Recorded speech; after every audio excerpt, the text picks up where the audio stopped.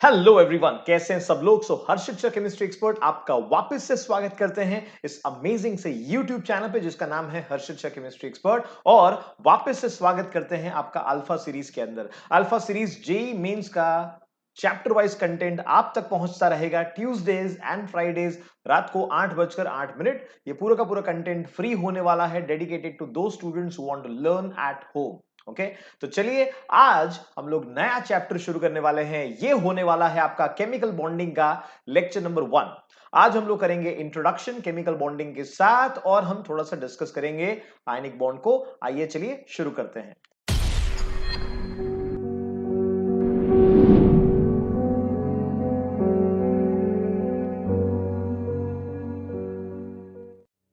सबसे पहले तो मैं इंट्रोडक्शन कर दूं केमिकल बॉन्डिंग क्या होता है और किस तरह से हम लोग इस चैप्टर के अंदर जाने वाले हैं। आने वाले सारे के सारे सेशंस जो हैं उसमें क्या क्या हम लोग डिस्कस करने वाले हैं। सबसे पहले हम लोग बताएंगे कि टाइप्स ऑफ केमिकल बॉन्डिंग क्या क्या होते हैं। बताते हैं आपको कि टाइप्स ऑफ केमिकल बॉन्डिंग में दो तरह के बॉन्ड होते हैं।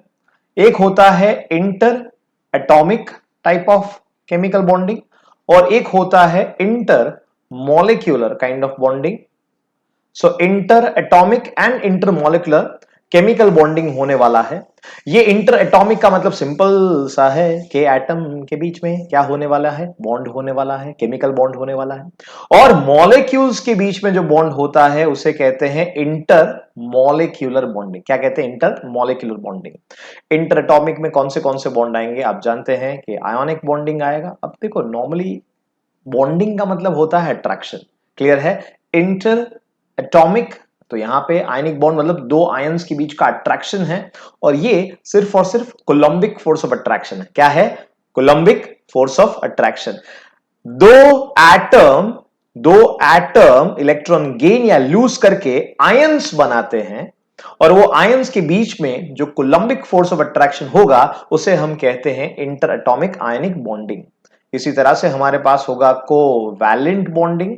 सो इसमें क्या होता है कोवैलेंट बॉन्डिंग में कि इलेक्ट्रॉन्स शेयर होते हैं। सारे के सारे पोर्शन को हम लोग डिटेल में डिस्कस करने वाले हैं, डोंट वरी अबाउट दैट। अभी मैं आपको सिर्फ इंट्रोडक्शन दे रहा हूं। इसके साथ साथ होता है coordinate bonding, coordinate covalent bonding. अभी तो ये कोऑर्डिनेट कोवैलेंट को कोवैलेंट का ही पार्ट गिनते हैं।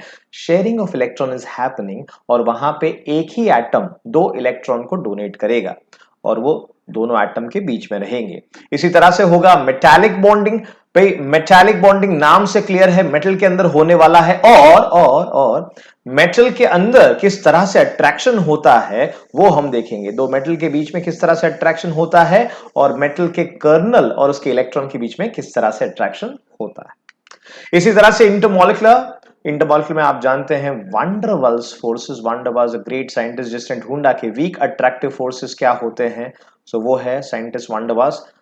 हम लोग स्टेट्स ऑफ मैटर में भी पढ़ेंगे कि वांडरवाल्स फोर्सेस क्या होते हैं और किस तरह से एक पूरा नया इक्वेशन डेवलप कर दिया वांडरवाल्स ने। हमने सिंपल गैस इक्वेशन देखा हुआ है ना, अपने simple gas equation PV is equal to NRT, इसका मॉडिफिकेशन और इसका नया फॉर्मूला जो कि है आपका वांडरवाल्स इक्वेशन, वो ढूंढा उसने। इसी तरह से वांडरवाल्स से थोड़ा सा स्ट्रांग होता है हाइड्रोजन बॉन्डिंग।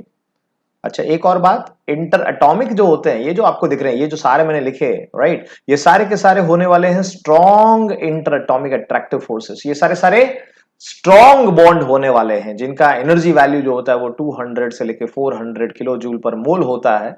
जबकि यहां पे ये जो फोर्सेस है, वांडरवाल्स है, हाइड्रोजन है, ये सारे वीक अट्रैक्टिव फोर्सेस है। क्या है? Weak attractive forces. इसका एनर्जी कुछ 2 से लेके 40 किलो जूल पर मोल। कितना होता है? 2 से लेके 40 kilo joule per mole, depends upon some factors which are S, E, C and D. ये क्या होता है, किस किन फैक्टर्स के ऊपर डिपेंड करता है ये भी हम डिटेल में देखेंगे। यहां पे मैं सिर्फ लिख रहा हूं shape, electrons, contact surface and distance. ऐसे फैक्टर्स के ऊपर वो डिपेंड करता है। इंटर एटॉमिक और इंटर मॉलिक्यूलर अट्रैक्टिव फोर्सेस जो हैं उसमें सबसे पहले हम लोग डिस्कस करेंगे कि केमिकल बॉन्डिंग का कॉज क्या होता है, right, what is the cause of chemical bonding. तो आप सब लोग क्या कहेंगे कि सर देखो सिंपल सी बात है, एटम है ना वो क्या है? अनस्टेबल है। एटम क्या है? अनस्टेबल है। एटम अनस्टेबल है और इसलिए एटम या एटम्स एक दूसरे के साथ जुड़ते हैं और बनाते हैं what is known as molecule. Okay, during that what they go through, that process is called what is called chemical combination.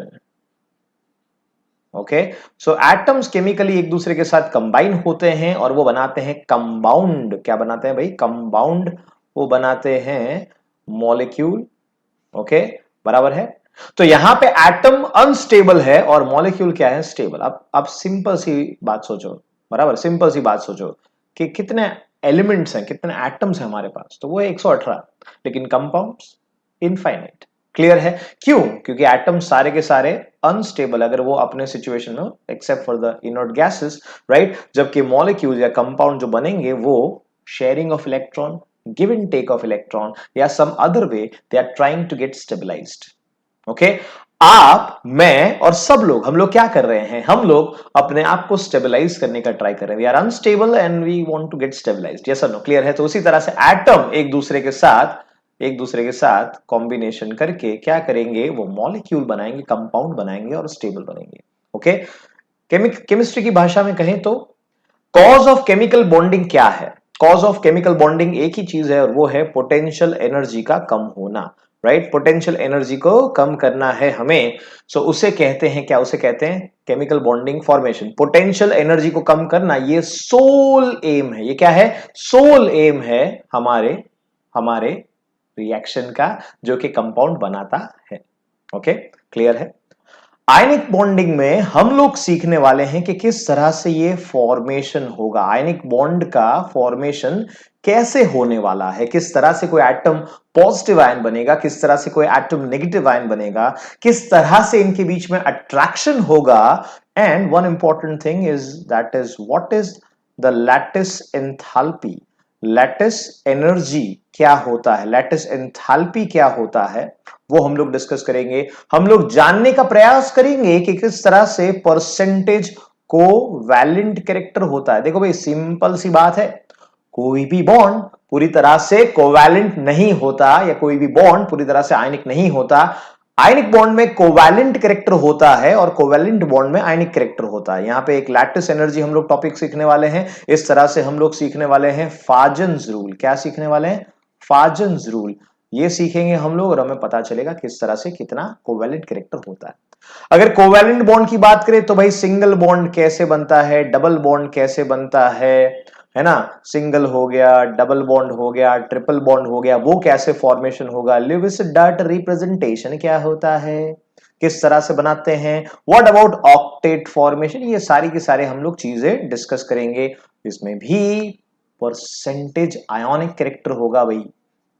Percentage ion character discuss करने के लिए हमें सीखना पड़ेगा कि क्या होता है डाइपोल मोमेंट. बराबर है? किस तरह से डाइपोल मोमेंट ढूंढा जाता है for a bond and for a molecule. ये हम सीखेंगे पोलैरिटी के ऊपर से, इलेक्ट्रोनेगेटिविटी के डिफरेंस के ऊपर से परसेंटेज यानी कैरेक्टर हम लोग डिस्कस करेंगे. और जैसे ये हो जाता है उसके बाद हमें मतलब ऑब्वियसली कोवेलेंट बॉन्ड के थियरीज आएंगे अलग अलग तरह के, वो देखे हमने. बराबर है? क्या आएगा? हमें सीखना है VSEPR. सबसे पहले शुरुआत कहां से होती है? शुरुआत तो लुईस डॉट रिप्रेजेंटेशन से होती है, लेकिन उसके बाद हम लोग सीखेंगे कि भाई वैलेंस, अरे वापिस लिख रहा हूं मैं अगर यस, ये काट दिया मैंने, तो ये हो जाएगा आपका VSEPR थियरी. ये हो जाएगा आपका वैलेंस बॉन्ड थियरी. बराबर है? हम सीखेंगे MOT क्या होता है, मॉलिक्यूलर ऑर्बिटल थियरी क्या होता है. Right, VSEPR valence shell electron pair repulsion. बराबर है? वैलेंस बॉन्ड क्या होगा. राइट, ये सब हम लोग डिस्कस करेंगे. हम जो कोवेलेंट बॉन्ड डिस्कस करेंगे उसमें हम लोग पता करेंगे कि इसमें डायरेक्शनल कैरेक्टर होता है. हा हा हा हा. डायरेक्शनल कैरेक्टर का मतलब क्या होता है? इसका मतलब होता है कि भाई बॉन्ड एंगल क्या होता है. भाई बॉन्ड एंगल. क्लियर है? हमें ये सीखना है. हमें सीखना है कि इसके अंदर जो लोन पेयर होता है, जो बॉन्डिंग पेयर होता है, उसके एक दूसरे के साथ रिलेशंस कैसे होते हैं, रिपल्शन कैसे होता है, बॉन्ड एंगल उसके हिसाब से चेंज कैसे होता है, ये सब हम सीखेंगे डिटेल के अंदर. समझ में आ रहा है, क्लियर है? ओके, लास्ट में फिर मॉलिक्यूलर ऑर्बिटल में किस तरह से इलेक्ट्रॉन जाएंगे, क्या होगा NO का स्ट्रक्चर, क्या होगा CO का स्ट्रक्चर, क्या होता है बॉन्ड, ये सब डिस्कस करने वाले हैं आने वाले सारे के सारे सेशंस के अंदर। तो stay tuned for the perfect explanation. Hybridization आएगा बीच में कि भाई किस तरह से होता है sp3 हाइब्रिडाइजेशन, ऑर्गेनिक के लिए बहुत इंपॉर्टेंट पार्ट होने वाला है ये sp3 sp2 sp hybridization. How does it form the dsp3, how does it form the d2sp3, how does it form sp3d2, how does it form sp3d, what are the difference between them, what are the bond angles and so on and so forth. It is a lot of information. Yes sir.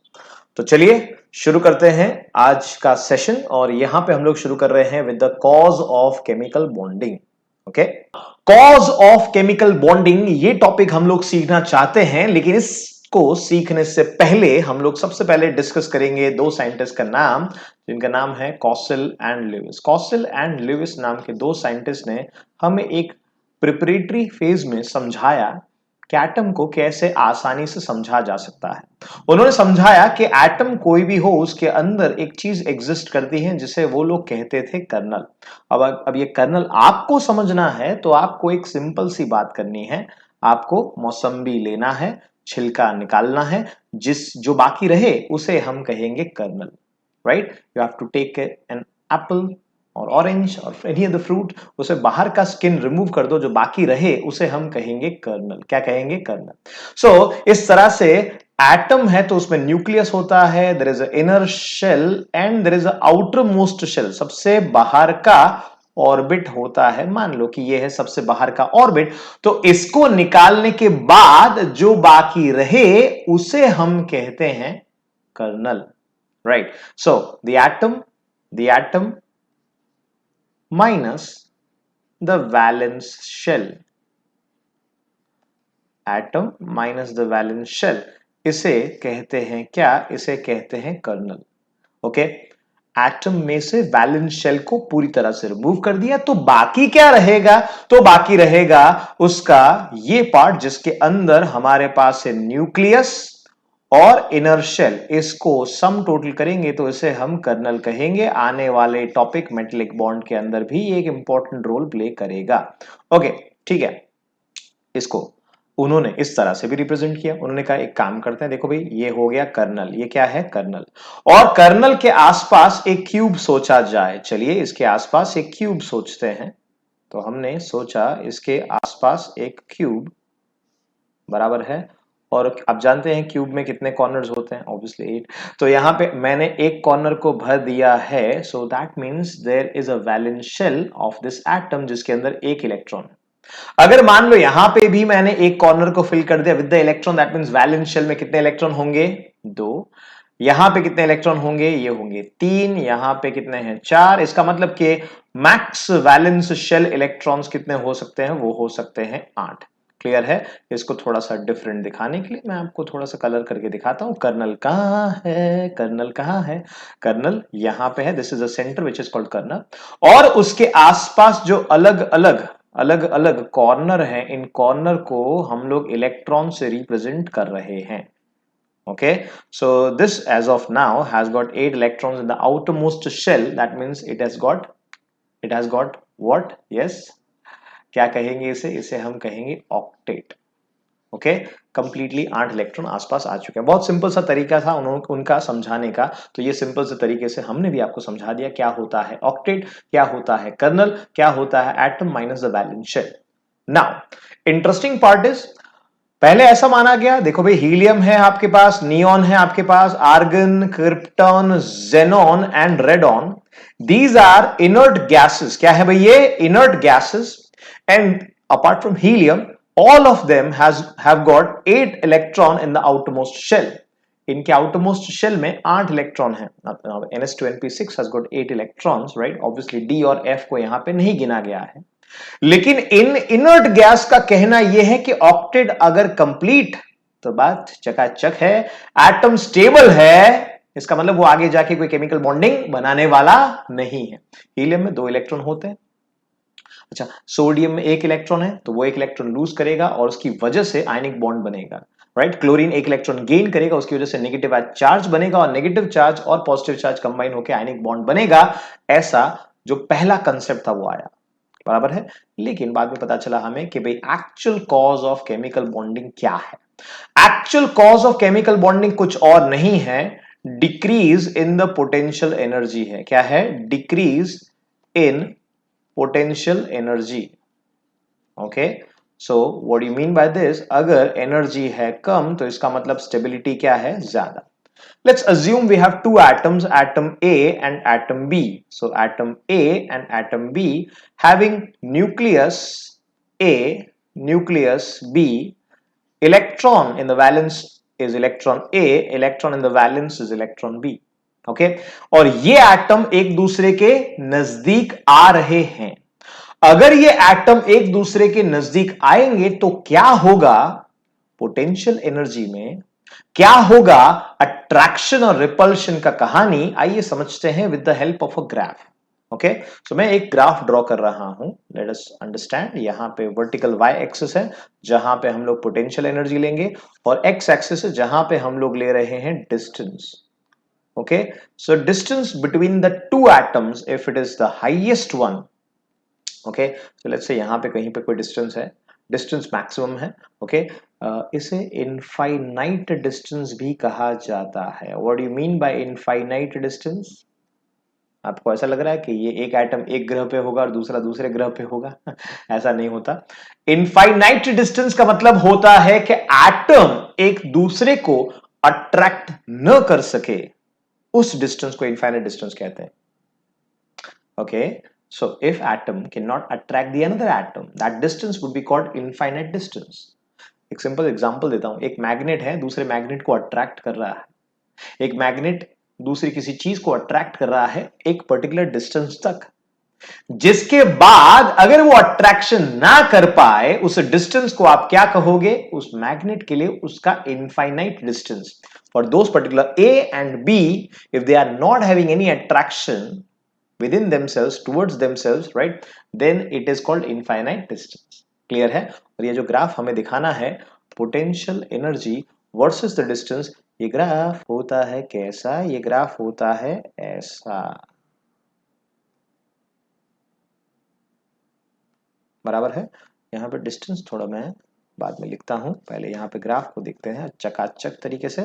ये जो value है वो value यहां पे constant हो जाएगा, ये वो जीरो हो गया, कांस्टेंट हो जाएगा, राइट। ये कहां है? ये एक्स एक्सिस पे क्या है? डिस्टेंस है। ओके, ठीक है।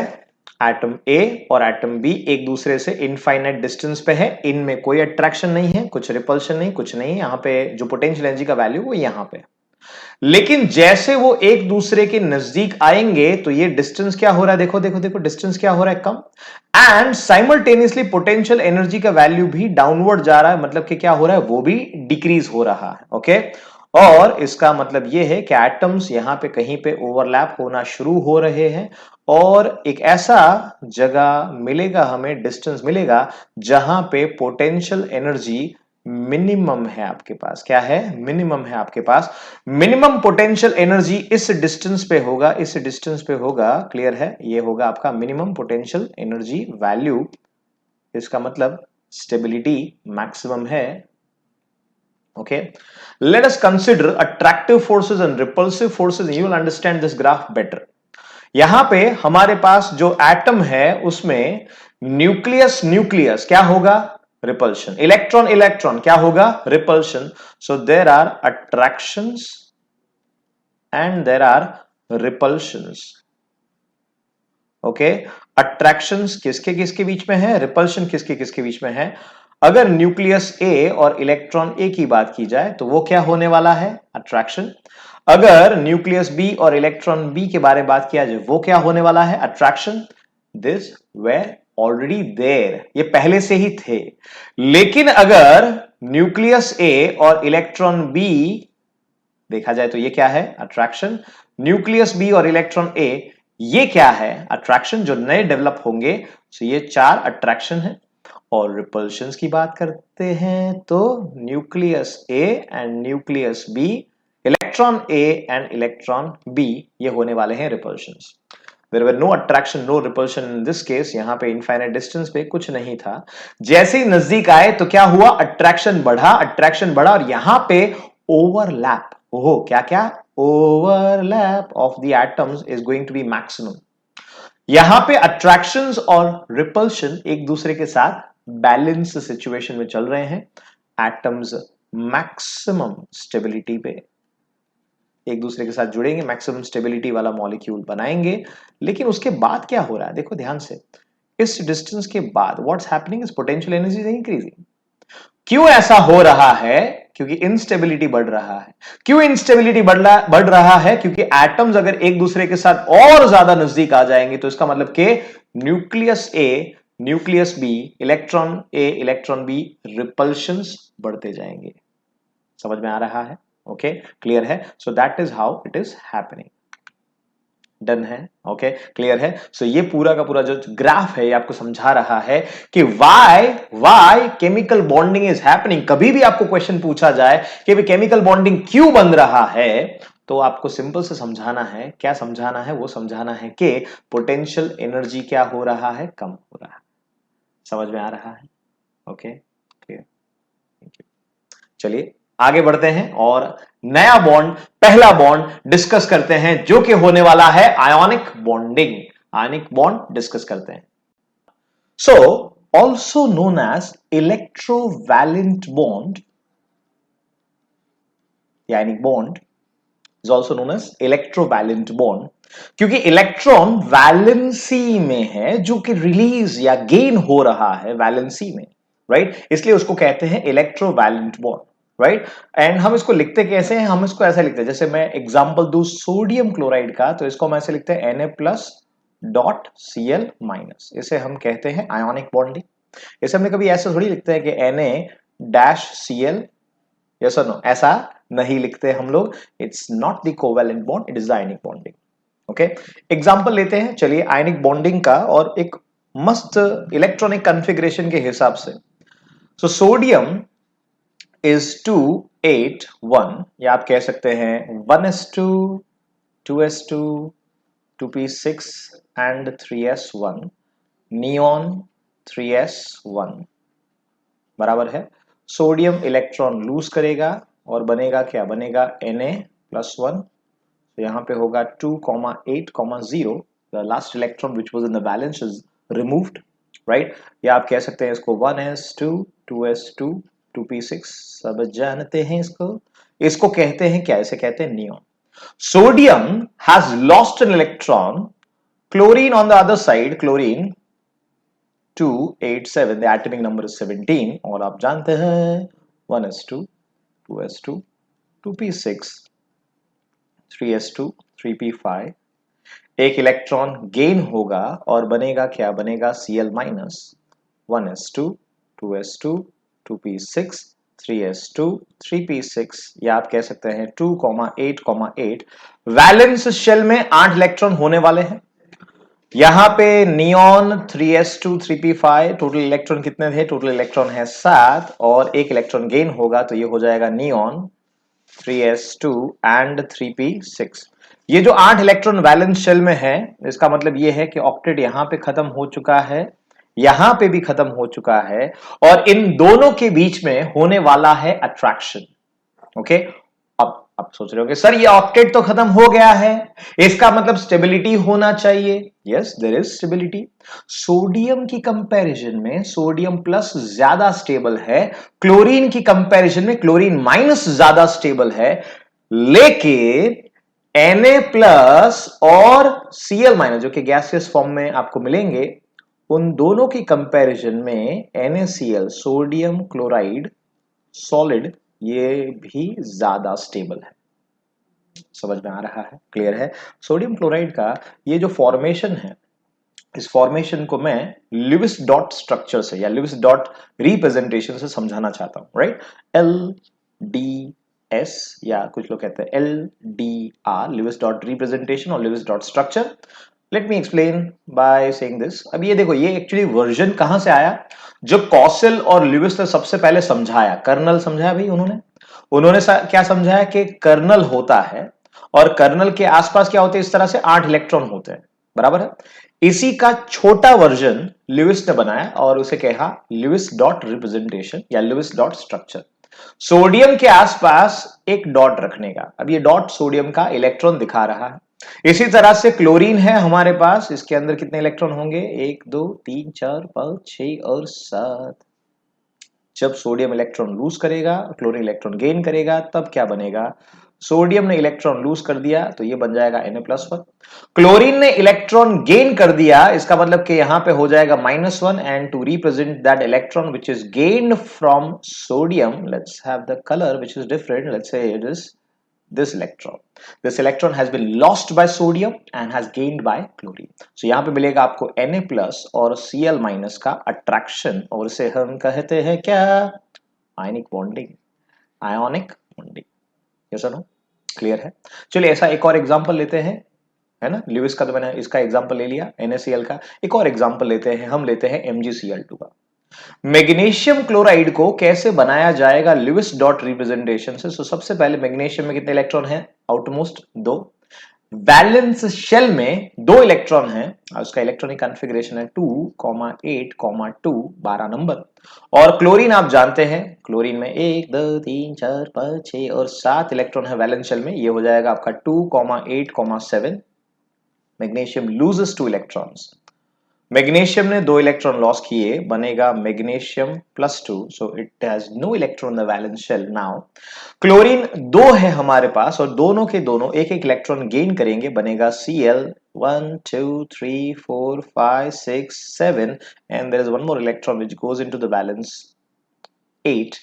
This is Cl-1 and that is for 2 times. That's why it is MgCl2, magnesium chloride.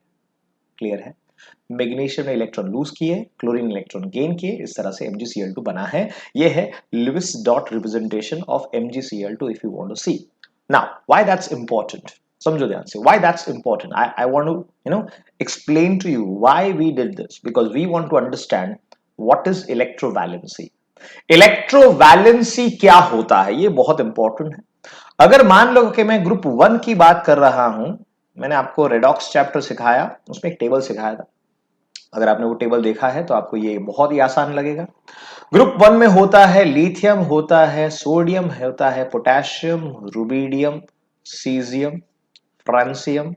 Okay, और यहां पे आउटरमोस्ट शेल में कितने इलेक्ट्रॉन होते हैं? 1। तो वो सारे के सारे जो ऑक्सीडेशन स्टेट बनाएंगे या जो चार्ज बनाएंगे, जिसे हम कहेंगे इलेक्ट्रोवैलेंस, ये होने वाला है +1। क्या होने वाला है? +1। इसी तरह से अगर हम लोग बात करें कि ग्रुप 2 है, ग्रुप 2, तो उसमें होगा beryllium, magnesium, calcium, strontium, barium, radium. बराबर है?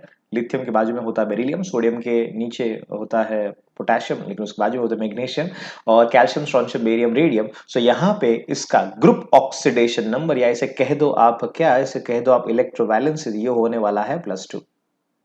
ओके, ग्रुप 3 या ग्रुप 13। अब ये ग्रुप 13 जो है, बराबर, नाउ वेयर इज 3 to 12? हाँ, आपको लगेगा सर 3 से 12 किधर है?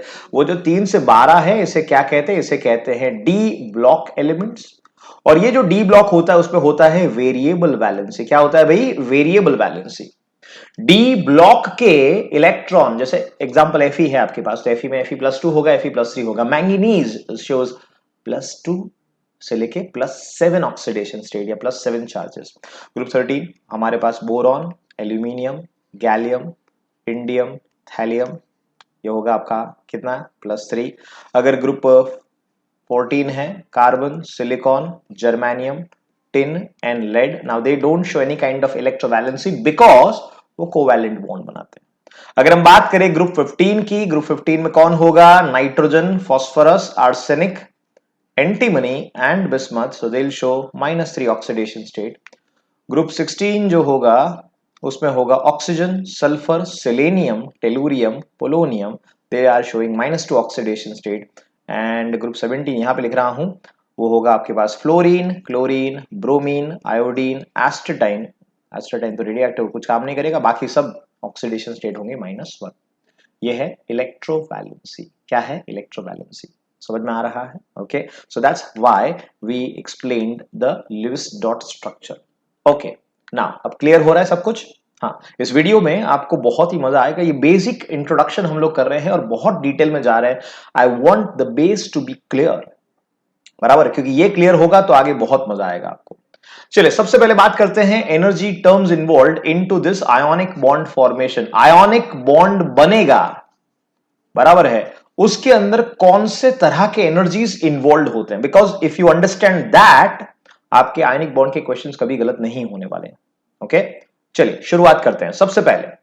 सबसे पहले हमारे पास है मेटल। जैसे हमने बात किया दो कि भाई सोडियम हो गया, मैग्नीशियम हो गया ना, वी कैन फॉर्म एल्यूमिनियम से आयनिक बॉन्डिंग अगर आपने बना दिया, पोटेशियम से बनाया, रुबीडियम से बनाया।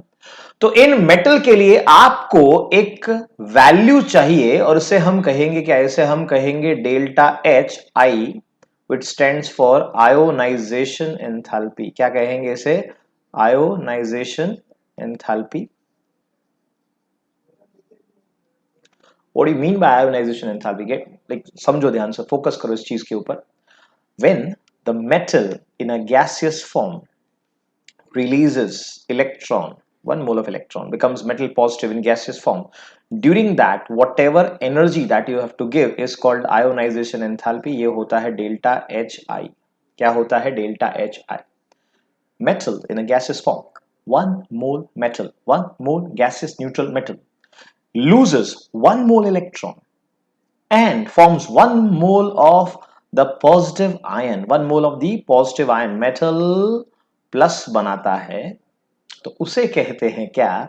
उसे कहते हैं आयोनाइजेशन एंथैल्पी। अब सोचो, अगर आयोनाइजेशन एंथैल्पी का वैल्यू क्या होगा तो बॉन्ड आसानी से बनेगा। सो सीधी सी बात है, आयोनाइजेशन एंथैल्पी का वैल्यू क्या होना चाहिए? कम होना चाहिए। आयोनिक बॉन्डिंग तभी बनेगा अच्छे से जब मेटल आसानी से इलेक्ट्रॉन को रिलीज कर पाए। यस और no?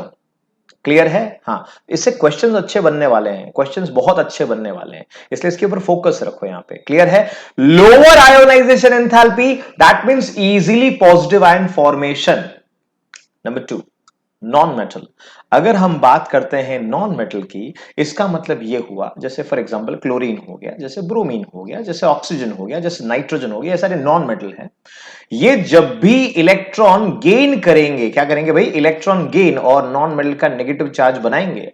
During that, the energy which is released is known as what? Is known as electron affinity. Also, the opposite negative part is called delta HEG, which is called electron gain enthalpy. You can take in terms of delta HEG, which is if negative, electron affinity should be positive.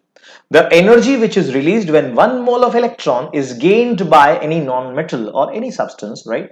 That is known as electron affinity, or the negative value of that is known as delta HEG or electron gain enthalpy. अब सोचो ध्यान से, energy ज्यादा release होना चाहिए, yes और no? Energy ज्यादा release होना चाहिए, सो इलेक्ट्रॉन एफिनिटी या डेल्टा HEG का वैल्यू क्या होना चाहिए? यस, ज्यादा होना चाहिए, तभी जाके आपको नेगेटिव आयन आसानी से मिलेगा। पॉजिटिव आयन के लिए क्या होना चाहिए? उसका आयोनाइजेशन एंथैल्पी कम होना चाहिए। नेगेटिव के लिए क्या होना चाहिए? उसका इलेक्ट्रॉन एफिनिटी वैल्यू या आप कह सकते हैं mode value of delta HEG ज्यादा होना चाहिए, तभी आसानी से पॉजिटिव आयन बनेगा, तभी आसानी से नेगेटिव आयन बनेगा। और पॉजिटिव नेगेटिव के बीच का अट्रैक्शन जो होता है उसी को हम कहते हैं ionic bonding. Third important cheese, the important thing is known as what? Is known as lattice energy. Now what is lattice energy? Okay, interesting है, मस्त है, इसके ऊपर तो अलग से टॉपिक बनाएंगे हम लोग। Metal plus and X minus, they will combine together and will give us what? Will give us MX, M plus and X minus. During that, अब ये MX जब है solid form में बन गया, during that the energy which is released, ये metal plus और x minus एक दूसरे के साथ जुड़ेगा, एक साथ जुड़ेगा, एक साथ जुड़ेगा और वो एनर्जी रिलीज करेगा। उसे कहते हैं क्या? उसे कहते हैं लैटिस एंथैल्पी, उसे कहते हैं लैटिस एनर्जी। ओके, मैं आपके दिमाग में घुसाना चाहता हूं लैटिस एनर्जी, लैटिस एंथैल्पी का एक मस्त डेफिनेशन। चलिए, इजाजत है, थोड़ा टाइम लेंगे, इजाजत है तो यहां पे देखो। चलिए, सबसे पहले ये सोचो, there is a positive ion. यहाँ पे सोचो ऐसा positive ion, as a positive ion, and this as a negative ion. Okay, this as a negative ion. ये नेगेटिव आयन और पॉजिटिव आयन एक दूसरे के नजदीक आए, नजदीक आए, नजदीक आए, नजदीक आए, और पॉजिटिव आयन और नेगेटिव आयन इनके बीच में अट्रैक्शन हुआ और उसके बाद एक कंपाउंड बना. This is the ionic compound that we have, right. Let's say ionic compound ये बन गया व्हाटएवर MX. ओके, नाउ दिमाग दौड़ाओ. The ions are coming from infinite distance. The ions are coming from infinite distance. Infinite distance मतलब क्या होता है? अभी attraction नहीं हो वो वाला डिस्टेंस.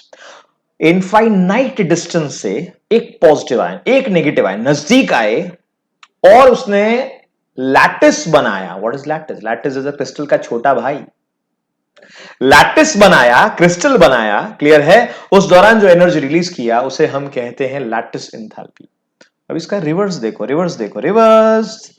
क्योंकि बॉन्ड जब टूटता है और बनता है वैल्यू सेम रहता है, लेकिन जो साइन होता है वो चेंज हो जाता है ना. उसी तरह से इसमें से रिवर्स सोचो, रिवर्स सोचो, रिवर्स सोचो, रिवर्स सोचो, रिवर्स सोचो.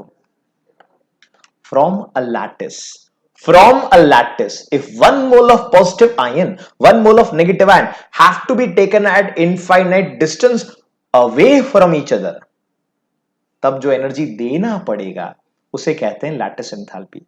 When the positive ion and negative ion, when the positive ion and negative ion coming towards themselves, coming towards each other and form a lattice, the energy which is released is known as lattice enthalpy. And from the lattice, if you take the positive ion and negative ion, 1 mole positive ion and 1 mole negative ion, and you have to give the energy to make them go at an infinite distance. Yes, that value of energy is called lattice enthalpy. Clear है? Okay, समझ में आया आपको? ये बहुत important होने वाला है, लैटिस एनर्जी. और उसका हम लोग दूसरा एक कॉम्बिनेशन सीखने वाले हैं, हाइड्रेशन एंथैल्पी या सॉल्वेशन. ये हाइड्रेशन सॉल्वेशन क्या है? ये हाइड्रेशन सॉल्वेशन वो सीखेंगे हम लोग अलग से, जिससे हमें पता चलेगा कि जो हमारा कंपोनेंट है ना, जो हमारा कंपोनेंट वो पानी में सॉल्युबल है नहीं है, कैसा है क्या नहीं, वो सब सीखेंगे. बहुत इंपॉर्टेंट है, इसलिए मैंने आपको थोड़ा सा टाइम दिया इसके ऊपर. आयनिक कैरेक्टर कैसा होगा वो पता चल जाएगा हमें लैटिस एंथैल्पी के ऊपर से. आयनिक कैरेक्टर ज्यादा है कम है? ओके, एग्जांपल देता हूं मैं आपको. मान लो हमारे पास है lithium chloride, sodium chloride, potassium chloride, rubidium chloride, caesium chloride, blah blah blah blah blah. इसे पूछा है किसका आयोनिक कैरेक्टर सबसे ज्यादा है और किसका आयोनिक कैरेक्टर कम है. किसका आयोनिक कैरेक्टर ज्यादा है और किसका आयोनिक कैरेक्टर कम है. बहुत सिंपल है, बहुत सिंपल लॉजिक समझाता हूं. सोचो, मेटल का मेटलिक कैरेक्टर ज्यादा हो और नॉन मेटल का नॉन मेटलिक कैरेक्टर ज्यादा हो तब आयनिक बॉन्डिंग होगा. अच्छा, मेटल का मेटालिक कैरेक्टर ज्यादा हो, नॉन मेटल का नॉन मेटालिक कैरेक्टर ज्यादा हो, तब जाके प्रॉपर आयनिक बॉन्ड बनेगा, चकाचक आयनिक बॉन्डिंग बनेगा.